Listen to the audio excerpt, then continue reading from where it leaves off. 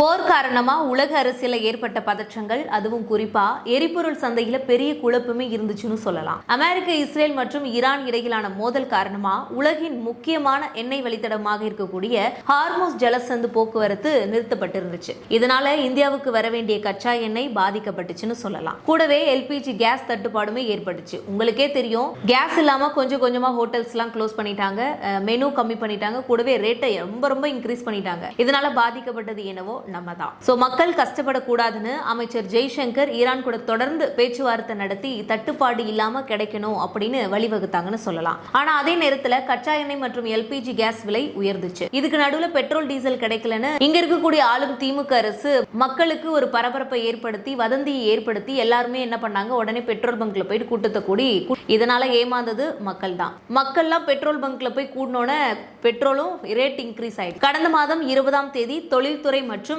வணிக பயன்பாட்டிற்கான டீசல் விலை லிட்டருக்கு 22 வரைக்கும் உயர்த்தப்பட்டுச்சு. இது திடீர் உயர்வுனால போக்குவரத்து மற்றும் தொழிற்துறைகள்ல நிறைய சுமையா ஏற்படுத்தி விட்டுருச்சு. இந்த சிக்கல்கள் எல்லாம் சமாளிக்கணும்னு மத்திய அரசு விரைந்து நடவடிக்கைகளா எடுத்தாங்க. எரிபொருட்களுக்கு விதிக்கப்பட்டு இருந்த உச்சவரியை குறைச்சாங்க. எண்ணெய் விநியோகத்தை சீராக்கும் முயற்சிகளையும் மேற்கொள்ளப்பட்டாங்க.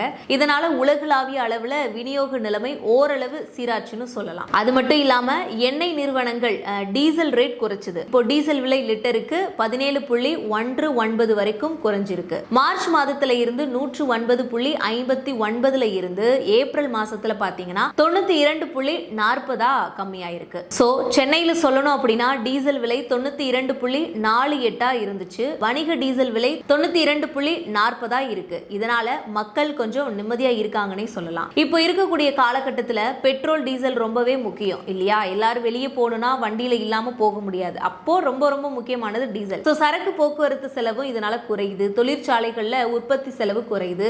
விநியோக சங்கிலிகள்லாம் சீராகுது. சந்தையில பொருட்களின் விலையும் குறையுது. ஸோ இதனால எல்லாருக்குமே ரொம்ப யூஸ்ஃபுல்லா இருக்குன்னு சொல்லிட்டு மக்களுக்கு ஒரு ரிலீஃபே கொடுக்குது இந்த மத்திய அரசு. அத்தியாவசிய பொருட்களினுடைய விலை கூட அதிகரிச்சு இருக்கிறது. அதையும் கட்டுப்படுத்தணும்னு சொல்லிட்டு மாற்றங்கள்லாம் பண்ணணும்னு மத்திய அரசு தொடர்ந்து மக்களுக்காக நிறைய சாதனைகள்லாம் பண்ணிட்டு இருக்காங்கன்னு சொல்லலாம். மொத்தத்தில் பார்க்கும் பொழுது உள்நாட்டுக்கு தேவையான விஷயத்துல மத்திய அரசு சரியா பண்ணிக்கிட்டு இருக்காங்கன்னு சொல்லலாம். மக்களை பதட்டப்படாம இருக்கணும், எந்த ஒரு சிரமமும் கொடுக்க கூடாது அப்படிங்கறதுல மோடி தலைமையிலான அரசு சிறப்பா பயன்படுத்திட்டு இருக்காங்கன்னு சொல்லப்படுது. சோ மக்களே, டீசல் விலை குறைஞ்சதுக்கு உங்களுடைய கருத்து என்னன்னு மறக்காம கமெண்ட் பண்ணுங்க.